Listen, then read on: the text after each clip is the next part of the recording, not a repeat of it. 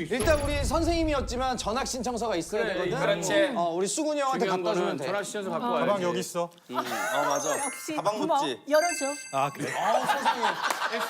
X번은 자 똑바로 걸어갈게. 자 똑바로 걸어갈게. 수근아, 우리 이거 전화 신청서야. 신청서. 세 명의 친구가 전학을 바라고 있어요. 너무 좋아요. 이름은 여에스더, 김태훈, 이강민 나왔어요. 먼저 별명을 준비했네. 여에스더의 별명은 워킹 딕셔너리. 우리 그때 야구 걸어다니는 사전. 걸어다닐 때도 딕셔너리. 걸어다니는 백과 백과사전. 모르는 게 없다고. 모르는 게 없다는 거구나 이게. 그러니까 물어보면 모르는 게 없으니까 다 대답을 해주는 거야. 공식 별명. 나 레지던트 때. 언제부터 생긴 레지던트 별명이야? 3년 차 워킹 때 나는 본과 2학년 때까지는 공부가 너무 재미없다가 3학년 때부터 환자를 보기 시작하니까 직접 너무 의학이 나한테 잘 맞는 거야. 그래서 엄청 열심히 공부를 해서 레지던트 3년 차 때는 이제 지나가다가 후배가 선배 이거 뭐예요 하면 자리 안 보고 다 얘기를 해줄 수 있었어. 동료들도. 그럼 뭐 레지던트 때 논문상도 받고 좀 그랬어. 그래서 걸어다니는 백과사전이라고 좀 꽤 많이 알아. 아, 그 사실상 좀 천재성이 있는 거네. 똑같이 공부해도 남들보다 좀 남다른 좀 천재성이 있는 거야. 천재라기보다는 영재와 천재 사이라고 할게. 그럼 예를 들면 뭐 중학교, 고등학교 때는 4, 5일 공부하면 전교 1등을 하고 그다음에 고3 때 모의고사는 대구 시내 전체 1등 그리고 전국 여자 수석 그리고 2달 반을 힘내서 공부했더니 서울의대를 들어갔거든. 남편이 이런 말 하면 재수 없다 그랬는데 그렇게 우리도 그런 생각을 가질 수는 있지.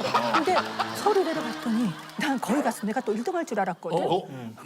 근데 갔더니 나 같은 애들이 200명 중에 3, 40명이 있는 거야. 선재 영재들이 또 한 3, 4명 되겠구나. 힘들었지. 그래도 다행히 졸업할 때 우수한 성적으로 졸업을 했어. 그게 사실이야. 이게 우리는 보통 이렇게 뭐 어려운 어떤 뭐 문구 있으면 외우잖아. 근데 천재성 있는 사람들은 그걸 사진으로 그냥 찍어버린다며. 맞아. 나는 너 영어 수학 어떻게 공부했니? 이런 거 물으면 제일 곤란해. 왜냐하면 화학 원소계를 보면 딱 찍혀. 며칠 전부터 이렇게 공부할 거를 미리 사진 딱 찍고 물리 같은 공식만 몇 개 외우면 늘 만점이 나오니까. 그래서 그건 호동아가 찍을 때 필름 써 디지털 카메라 써. 두 개가 합쳐진 것 같은데? 내가 볼 때는 다 받았어. 자, 워킹 딕셔너리고 다음 태훈이의 별명은 돗자리라고 해놨는데 돗자리야. 이게 무슨 의미야? 점을 전치야? 내가 대학 들어갈 때 심리학과 간다 그랬더니 주변에서 어디다 돗자리 깔아줄까 이렇게 물어보더라고. 그래 옛날에 심리학과가 뭔지 몰랐거든. 그때는 다 독심술 아니야? 그렇게 생각했어. 그래서 요즘도 누구 만나서 심리학 전공인데요 하면은 내가 지금 무슨 생각해? 이런 거 물어봐. 생각까지 맞춰달라고 막 물어봐. 근데 보니까 학교도 좋은데 또 갔잖아. 어디 연대 나왔어? 고대. 어디? 고대. 오늘 태훈이랑은 뭐 만나자마자.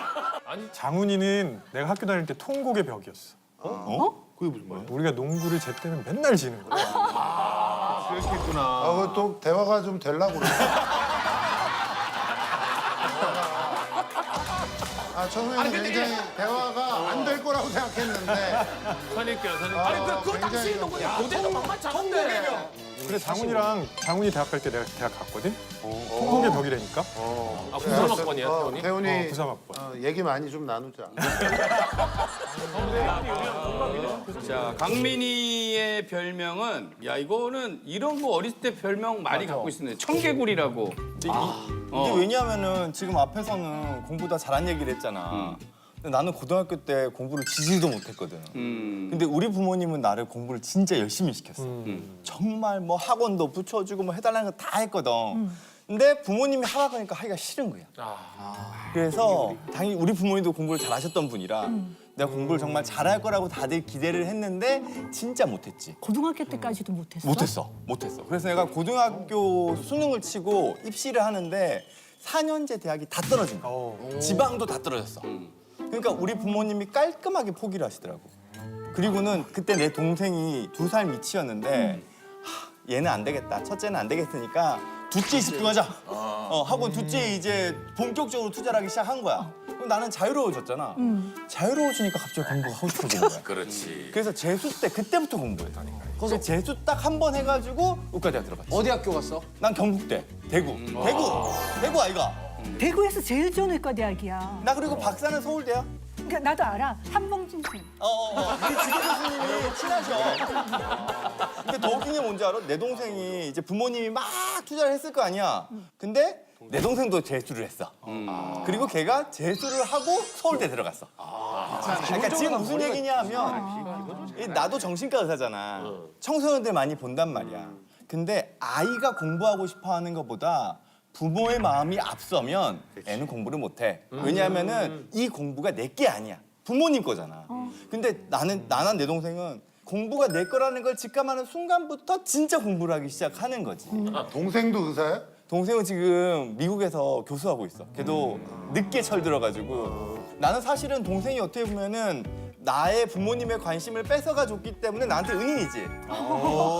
이 자리를 빌어서 동생한테 정말 예전에 고마웠다는 인사도 좀 하고 싶고 그래.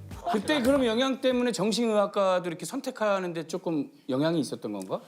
사실 정신의학과를 선택하는 사람은 의과대학에서 완전 부류가 반반으로 가려. 어떻게 갈리냐면은 진짜 정신과를 좋아하는 사람들이 있고 정말 정신과 의사가 되기 싫어하는 사람도 완전 갈려. 근데 왜 정신과를 선택? 근데 나는 비교적 일찍부터 의과대학을 들어갈 때 정신과 의사가 되고 싶었던 케이스야. 난 귀신이 무서워서 정신과 의사가 됐어. 내가 고등학교 1학년 때 내 친한 친구가 소위 말해서 귀신 들린다 했잖아. 귀신 들리는 걸 눈앞에서 봤어.